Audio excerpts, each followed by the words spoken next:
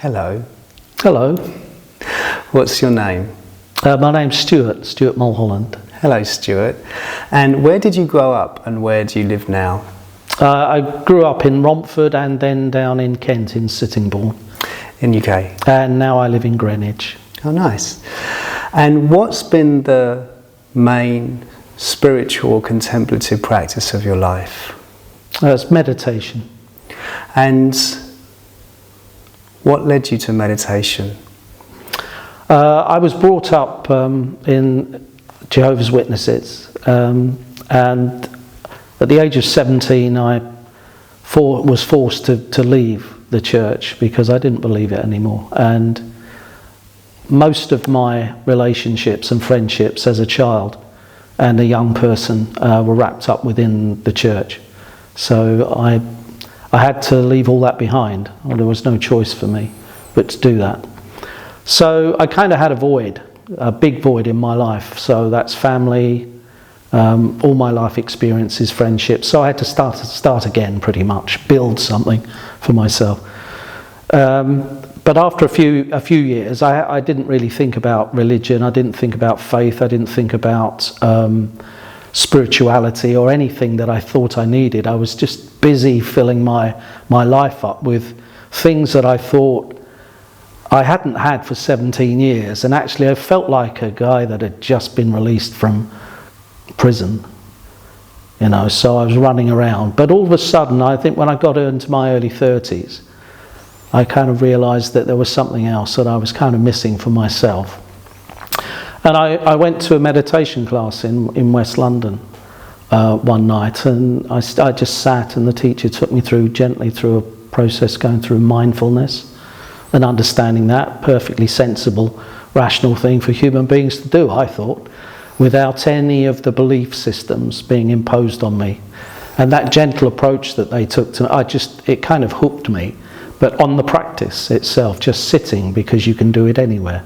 And I started to do that in my flat, on my own, and then occasionally I would go back and have a top up from my teacher, who I liked. I thought he was a nice guy, interested in people, interested in me. So it was nice. And it's just gone on from there. So I've done it pretty much ever since. So, if we don't mind rewinding a little bit, what was the belief system you had as part of being growing up in a Jehovah's Witness family? Well, it meets all the definition points of a cult, in a sense. It's actually, it believes absolutely every single word of the Bible, Old and New Testaments. So it was literal. So that belief system was something to do with saving everybody on planet Earth by conversion before they were all killed at Armageddon, according to the Bible. So a good part of my life was spent sitting in church, listening to speeches and talks about God's will for us as interpreted by the organisation, knocking on doors every Saturday morning, Sunday morning, going to church 3 times a week, and generally getting quite bored as a young man or as a child as well. But it was a process of indoctrination. I mean, there was nothing, you can't question the truth. This is what Jehovah's Witnesses call their particular belief system, the truth. I mean, it's, there's no arguing with that. It is the truth. And if you question it, then questioning is not necessarily tolerated. Or it wasn't in my family. I can't speak for every Jehovah's Witness and every Jehovah's Witness youth who they have different experiences, and their parents are probably less stern, less strict perhaps than my parents were. But it was at one point, at least when I was 16, 17, out working, earning money for myself, this became rather oppressive and I couldn't do it anymore. So you were a child going around knocking on doors with your dad and mum? Yeah. Every Saturday and Sunday morning? Yeah. All the way through your life? Yeah. Wow, what year did that start? Well, I mean, you can only start that probably, I can't remember the age I was then, probably 8 or 9 might have been the first years that I was taken around. Didn't say anything then, but by the time you're about 11, you're expected to say something. And so what was the journey out of leaving your family, leaving that environment? Well, it was all a bit of a shock, and it happened very quickly. I'd pretty much made up my mind that I didn't want to carry on within the religion. And I said to my father one evening that I didn't want to go to the church. And he said, well, that's not possible. I said, well, it is possible because I'm not going. And then my mother sort of threatened me a little bit. It got very overheated. And my dad said, well, look, you're my son, if you can't go to the church, you can't stay under this roof. So they left and went to the church for the evening, and I packed a bag, threw it in my Mini and drove away. Wow, you just left? Just left, yeah. How was that?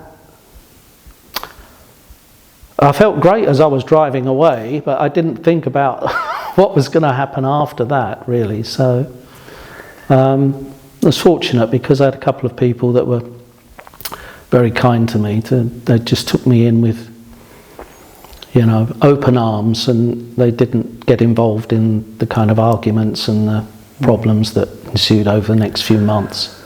So what was it like suddenly being free from what you said of being free from a kind of cult? I don't think I was able to appreciate it because I was bound up with so much anxiety about, well, what am I going to do now that I've kind of, I've made my bed and I want to lie on it. I don't want to go back. I can't go back. This is for me to do. Initially, I worked hard. I was still an apprentice carpenter, but everything I learned, I went out and I sort of sold myself to people who wanted jobs done, carpentry jobs done, boxing in toilets and all of that stuff that happened in the 70s. That's what I did. I earned money, and I drank a lot. I turned to drink. Did you still have faith? No.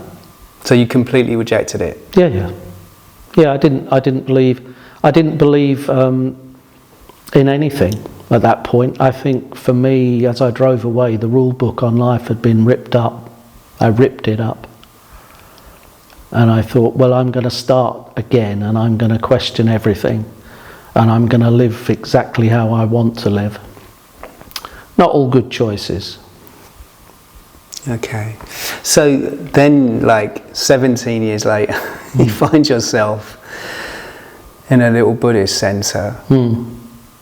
What was it like to delve into some kind of spirituality again, or did you not see it like that? Well, spirituality, and I think it appealed to me. I think it appealed to my mind, and my particular reference points were something secular. I wanted a faith without beliefs. I wanted spirituality without beliefs. I didn't know that existed. I doubted it existed because most faiths turn themselves into rather large organisations and structures, and all the usual problems and issues you get with large institutions like that prevail, presumably. So I was fearful about it. I didn't want to get too deep, so people would invite me to come and sit and do more of this and come for weekends and various other things to events and retreats, and I said no. I was happy sitting and taking the practice on personally of just sitting.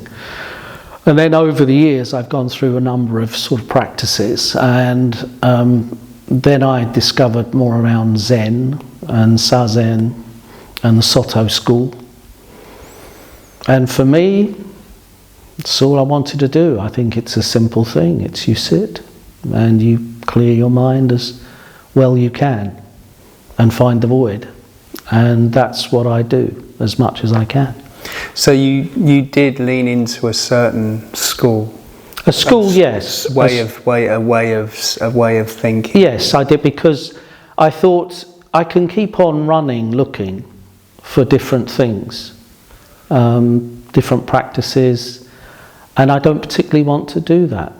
I wanted to just be comfortable with the practice that I thought did me the best service, personally, just to help me stay focused, calm, make me appreciate people more, be more compassionate, try to cultivate more wisdom.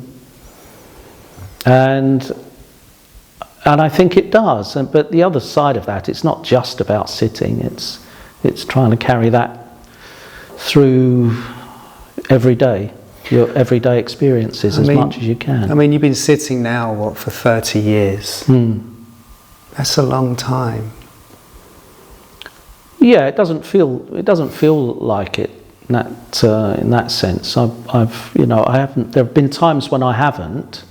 There have been times when I've suffered on and off over the years from depressions, and during that time, it's very difficult to sit. Very difficult to sit. There's no amount of sitting that tends to sort of deal with that. It makes a certain negativity. And wondering, if you're ever going to find, yourself again, or the peace that you've been looking for. But when I'm out of those phases, then I go back to my sitting, and I'm fine, and I'm fine now. It's a constant piece of work. This is, there isn't an end to this practice, and I don't want there to be an end to this practice. I just want to keep on doing it as well as I can for myself. If I have days when I can't and I'm not doing this well, I stop sitting that day, or I might go back to it later.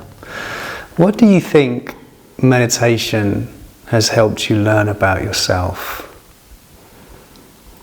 I think one of the great revelations to me in many ways, and it tunes me into things that I've thought about life, evolution, whatever you believe in, the growth, the things around us, organic life, is like someone said to me once, it was like an orange pip, that orange pip, if you look at it, it's got everything it needs for its journey. This pip, it's got everything it needs. And then that person, he happened to be a Buddhist monk, he said, and so have you. You've got everything you need. It's in you. You just have to recognise it. And sitting has done that for me. So I'm very grateful for that. Means a lot. And likewise, everybody else has got. It's in us. We just have to discover it. So I don't think there's anything that people in many ways can do to help you get there. You have to recognise those things in yourself, And I found that about people. I mean, I didn't think that when I was younger because I was brought up not to. I thought everybody was different and somehow wrong. Everybody out there was non-believers and not the enemy, but people that needed our help, my help, to convert them or help them. So, and now that's completely different. Of course it is. People are generally magnificent, wonderful people. And if they're not, they've probably had some rather grim experiences that have made them angry or something, So that's a lesson that's been very well worth learning. I suppose it's the beautiful Buddhist teachings of compassion, right? Yeah. Oh, definitely. Do you think when you kind of, compassion in those mindfulness and Buddhist Dharma traditions are about, as a central point, can you look back at what happened to your childhood and your parents with different eyes because of this practice? Oh, I think so. I think so. It's when you're young, obviously you can't understand why your parents' response to you is one thing or one particular way, and of course, I mean for materially, I never did without anything. My parents were always good parents like that. But when it came to the church, I now realise that their belief system was so strong that they thought if I did not stay within their faith, I too would perish. I would die. So I get that now. Except it didn't really help. It wasn't a winning tactic in many ways to bring me round to seeing that this was a place where I wanted to be, sadly. And the relationship really, it never really has improved. My father sadly died nearly 8 years ago, and we never really had a good conversation about these things. So that's sad. But my mother's still alive, but she's in a care home now. So I don't really see her. So it's not for me to say I forgive my parents. I don't want to say that. That's not appropriate. But I do understand more about the motivations from their perspective. So the anger is fading, but I always think I've wasted so many years of my life with this anger that now I just want to be free. And as it's been said before, I feel like I think I've kind of arrived home with my practice a little bit. It's where I want to be. And living in the moment, living in the day is where I want to be. I don't think about the past. I'm done with that. It's today that counts for me. And that's what I'm trying to help with my practice. That helps me stay focused and see, I suppose, the funnier side of life, the amusing. We are very amusing creatures, human beings, really, in many ways. We're all trying to do the same things in many ways, all different, slightly haphazard, slightly chaotic. I used to get quite angry about all of those things. I don't now. It's quite endearing, really, and it's quite nice not to be someone that's looking at people, being slightly critical and all the time. That was tiring, exhausting. You've let that go. I've had to let that go. Yes, it was not doing me any good. And I've had great friends that have helped me as well. Great friends. Thank you. So if you were to leave one thing, leave us with one thing that you've discovered about yourself over the years of your practice, what would that be? Yeah, if you don't want to sit, if you don't want to meditate, I'd say just take 10 minutes of your busy day or your problematic moment and just sit down and just breathe gently and look at a wall. Just breathe gently and look at a wall. You don't have to think anything. Just slow yourself down and the answers will start to come to you. That's all I would say. It's fairly straightforward. We've got everything inside us to solve our problems and our anxieties, upsets, emotions, things that don't go right. Just slow down and the answers will start to float in the air, I think. They do for me. Thank you, Stuart. That was beautiful. Oh, you're welcome. Thank you. Your time. Thank you.